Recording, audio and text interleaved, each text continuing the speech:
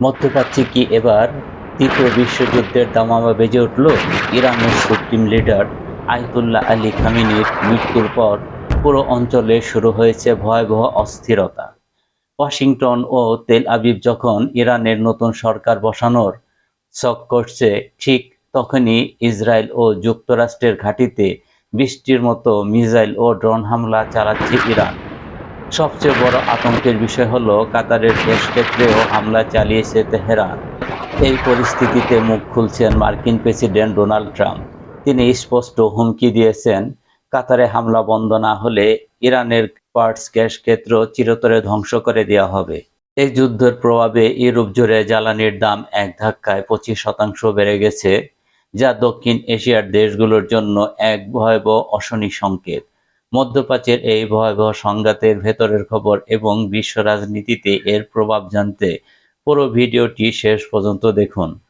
কল্পনা করুন, এক রাতের ব্যবধানে বিশ্বের সবচেয়ে বড় গ্যাস ক্ষেত্রটি যদি ছাই হয়ে যায়। ইউরোপ থেকে শুরু করে দক্ষিণ এশিয়া, পুরো পৃথিবী যদি নিমজ্জিত হয় চরম জ্বালানি সংকটে। হ্যাঁ দর্শক, ঠিক এমন এক ভয়াবহ মহাবিপর্যয়ের দ্বারপ্রান্তে দাঁড়িয়ে আছে আজকের বিশ্ব। ইরানের সর্বোচ্চ নেতা আয়াতুল্লাহ আলী খামেনির মৃত্যুর পর মধ্যপ্রাচ্যের আকাশে এখন শুধুই বারুদের গন্ধ। ইসরায়েল ও যুক্তরাষ্ট্রের ঘাঁটিতে মুহুর্মুহু হামলা চালাচ্ছে ইরান। আর এবার সেই আগুনের আঁচ গিয়ে লেগেছে কাতারে। পরিস্থিতি এতটাই ভয়াবহ যে সরাসরি ধ্বংসযজ্ঞ চালানোর চরম হুঁশিয়ারি দিয়ে দিয়েছেন মার্কিন প্রেসিডেন্ট ডোনাল্ড ট্রাম্প। কি হতে যাচ্ছে মধ্যপ্রাচ্যে? শুরু হতে যাচ্ছে কি তৃতীয় বিশ্বযুদ্ধ? দর্শক, বিশ্ব রাজনীতির সবচেয়ে উত্তপ্ত এবং শ্বাসরুদ্ধকর খবর নিয়ে আপনাদের স্বাগত জানাচ্ছি ডিজিটাল নিউজ টিভি এর আজকের বিশেষ আয়োজনে। আমি এস এম রহমান আছি আপনাদের সাথে। আজকের ভিডিওতে আমরা বিশ্লেষণ করব মধ্যপ্রাচ্যের এই ভয়াবহ সংঘাতের পেছনের আসল রহস্য, ট্রাম্পের চরম হুঁশিয়ারি এবং আমাদের জীবনযাত্রায় এর কি প্রভাব পড়তে যাচ্ছে। তাই কোনো অংশ স্কিপ না করে ভিডিওটি শেষ পর্যন্ত দেখার জন্য অনুরোধ রইল। আর হ্যাঁ, আমাদের চ্যানেলে নতুন হলে এখনই সাবস্ক্রাইব করে বেল আইকনটিতে ক্লিক করে দিন। দর্শক, ঘটনার শুরুটা হয়েছিল 3 সপ্তাহ আগে।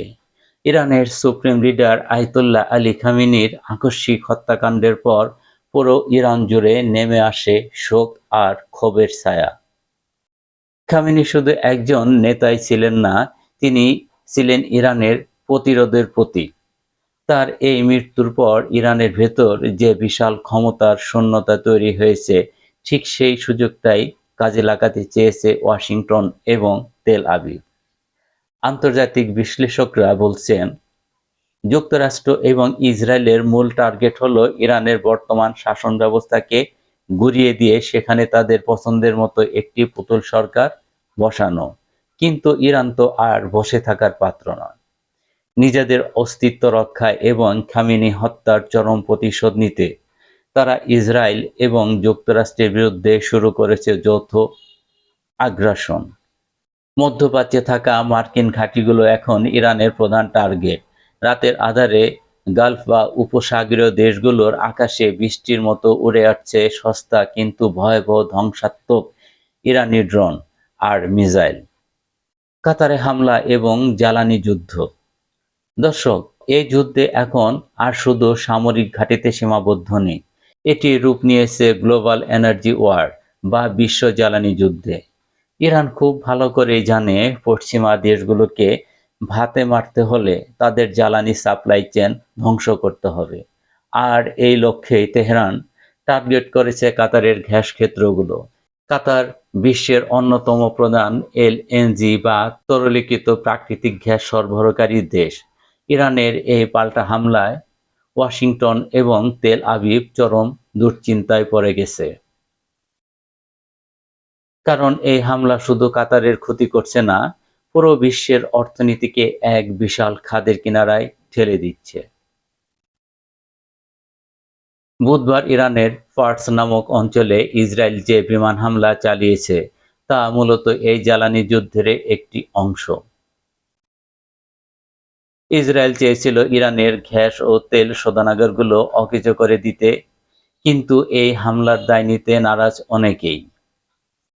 ট্রাম্পের চরম হুঙ্কার ও ট্রুথ সোশ্যাল বার্তা। আর ঠিক এই চরম উত্তেজনার মুহূর্তে দৃশ্যপটে হাজির হয়েছেন মার্কিন প্রেসিডেন্ট ডোনাল্ড ট্রাম্প। তিনি তার নিজস্ব সোশ্যাল মিডিয়া প্ল্যাটফর্ম ট্রুথ সোশ্যালে এমন এক বার্তা দিয়েছেন যা পুরো বিশ্বের কূটনীতিতে ঝড় তুলেছে। ট্রাম্প সরাসরি হুমকি দিয়ে বলেছেন, কাতার বা অন্য কোনো মিত্র দেশের উপর হামলা অব্যাহত থাকলে ইরানের ভেতরে থাকা বিশ্বের সবচেয়ে বড় গ্যাস ফিল্ড সম্পূর্ণ উড়িয়ে দেওয়া হবে। দর্শক, ট্রাম্প এখানে যে গ্যাস ফিল্ডের কথা বলেছে তা হলো সাউথ পার্টস গ্যাস ফিল্ড। এটি বিশ্বের সবচেয়ে বড় প্রাকৃতিক গ্যাস ক্ষেত্র, যার এক অংশ ইরানের এবং অন্য অংশ কাতারের। ট্রাম্পের এই বার্তার মানে হলো, ইরান যদি তাদের আগ্রাসন বন্ধ না করে, তবে পার্টস অঞ্চলে এমন ভয়াবহ বোমাবর্ষণ করা হবে যা এর আগে ইরান কখনো দেখেনি। মজার ব্যাপার হলো, ট্রাম্প একই সাথে দাবি করেছে বুধবার ওই পার্টস অঞ্চলে ইসরায়েলি হামলার বিষয় তিনি কিছুই জানতেন না। এটি কি ট্রাম্পের রাজনৈতিক কৌশল, নাকি ইসরায়েল যুক্তরাষ্ট্রের নিয়ন্ত্রণের বাইরে গিয়ে এই হামলা করেছে? এই প্রশ্ন এখন ঘুরপাক খাচ্ছে আন্তর্জাতিক মহলে। বিশ্ব রাজনীতিতে ধ্বংস এবং দক্ষিণ এশিয়ার বিপদ। দর্শক, আপনারা হয়তো ভাবছেন মধ্যপ্রাচ্যে যুদ্ধ হলে আমাদের কি ক্ষতি? ক্ষতিটা ইতিমধ্যেই শুরু হয়ে গেছে। ইরানের এই ড্রোন হামলা এবং গ্যাস ক্ষেত্রে বিস্ফোরণের খবর ছড়িয়ে পড়ার সাথে সাথেই ইউরোপ জুড়ে জ্বালানি বাজারে আগুন লেগেছে। বৃহস্পতিবার সকালে ইউরোপের অধিকাংশ দেশে তেল এবং গ্যাসের দাম এক ধাক্কায় 25% পর্যন্ত বৃদ্ধি পেয়েছে। লাগামহীন এই দাম বৃদ্ধির কারণে ইউরোপের শিল্প কারখানাগুলো বন্ধ হওয়ার উপক্রম। আর এর সরাসরি প্রভাব পড়তে যাচ্ছে বাংলাদেশ, ভারত, পাকিস্তানের মতো দক্ষিণ এশিয়ার দেশগুলোর উপর। কারণ এই দেশগুলো কাতারের এলএনজি গ্যাসের উপর ব্যাপকভাবে নির্ভরশীল। বিশেষজ্ঞরা সতর্ক করে বলেছেন, যদি কাতারের গ্যাস ক্ষেত্রগুলো ধ্বংস হয়ে যায় বা সাপ্লাই চেন বন্ধ হয়ে যায়, তবে দক্ষিণ এশিয়ায় তীব্র লোডশেডিং, শিল্প খাতে ধস এবং ভয়াবহ মুদ্রাস্ফীতি দেখা দিবে। জিনিসপত্রের দাম চলে যাবে সাধারণ মানুষের নাগালের বাইরে। দর্শক, মধ্যপ্রাচ্যের এই যুদ্ধ শুধু শিয়া সুন্নি বা ইরান ইসরায়েলের যুদ্ধ নয়, এটি এখন গ্লোবাল ইকোনমি ধ্বংসের এক ভয়ঙ্কর খেলা। ট্রাম্পের এই আল্টিমেটাম কি ইরানকে থামিয়ে দিতে পারবে, নাকি ইরান তাদের মরণ কামড় দিয়েই পুরো বিশ্বকে একটি তৃতীয় বিশ্বযুদ্ধের দিকে টেনে নিয়ে যাবে? আপনাদের কি মনে হয়? কমেন্ট বক্সে আপনাদের মূল্যবান মতামত আমাদের সাথে শেয়ার করুন।